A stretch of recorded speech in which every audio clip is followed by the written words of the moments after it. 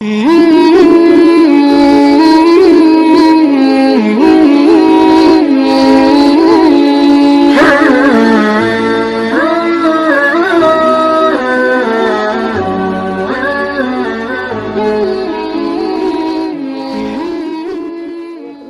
iblis itu diturunke di surga ya ora abawas takbar, dia membangkang, dia merasa dirinya itu lebih kuat, lebih hebat daripada Nabi Adam.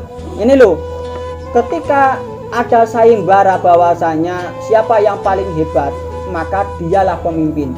Maka suatu ketika itu iblis berlomba dengan malaikat dan dengan Adam, yang paling hebat itu Nabi Adam.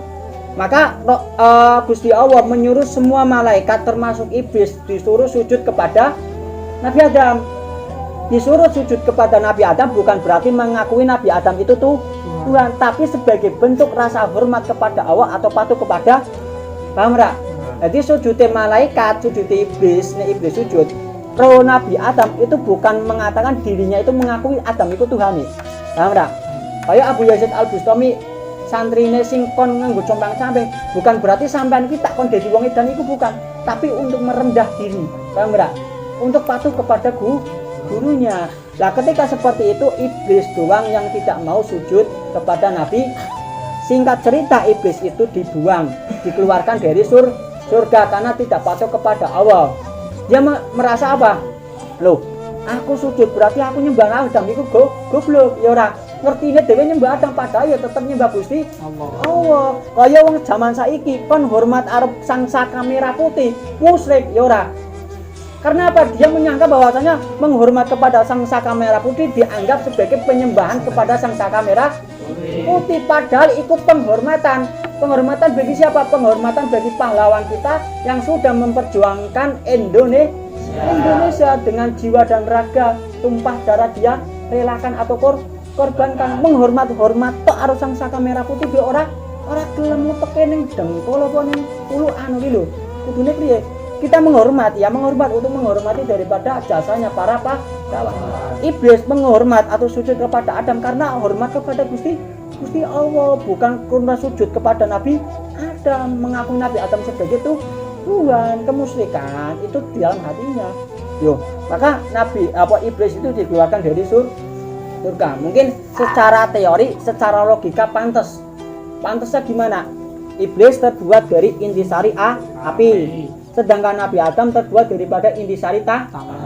Nek tanah dibalangke mendhuwur tetap tiba mengisor gak?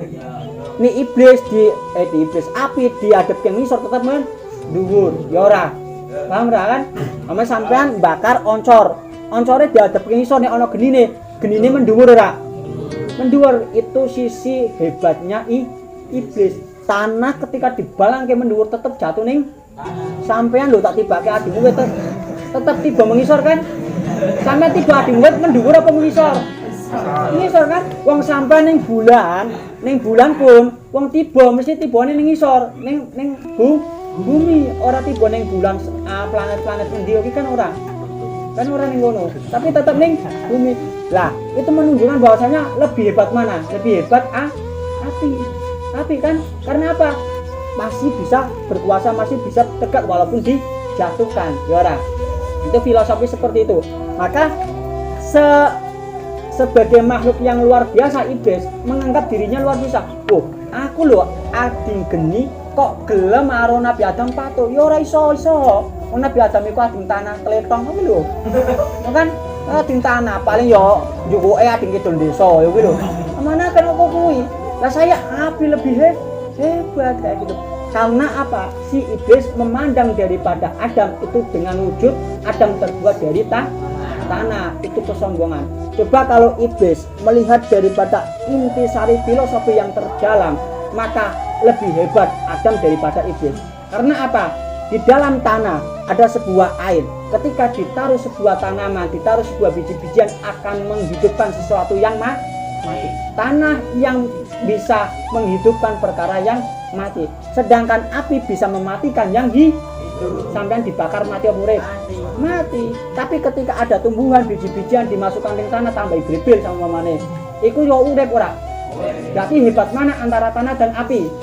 Tanah karena bisa menghidupkan perkara yang mati, sedangkan api bisa mematikan perkara yang hidup. Api mana? Tanah kan? Api tanah. Lah, sama seperti kita. Sama seperti kita. Kalau kita melihat fisiknya, wong apa kayak anake bakul sego megono, kuwi kan sangune kuwi. Apa kae kuwi sangune ngono kuwi. Apa kae kaya kuwi, anake sapa kuwi? Alah wong tuwane anu ngene, anake bakul gori sangune ngono. Karena apa? Melihat daripada casingnya. Apa casing apa? Casingnya. Karena melihat daripada casingnya, dia melihat dohirnya. Karena padahal di dalam kitab Dakwatul wal A'imah mengatakan inna wa yang dur illa jasadihi lakinna tamdur ila bati. Allah itu tidak melihat apa jasadnya atau luarnya fisiknya, tapi melihat daripada batinnya. Begitu. Jadi kenapa kok iblis itu bisa kalah dengan Adam? Karena dia melihat daripada apa Adam itu sebagai fisiknya atau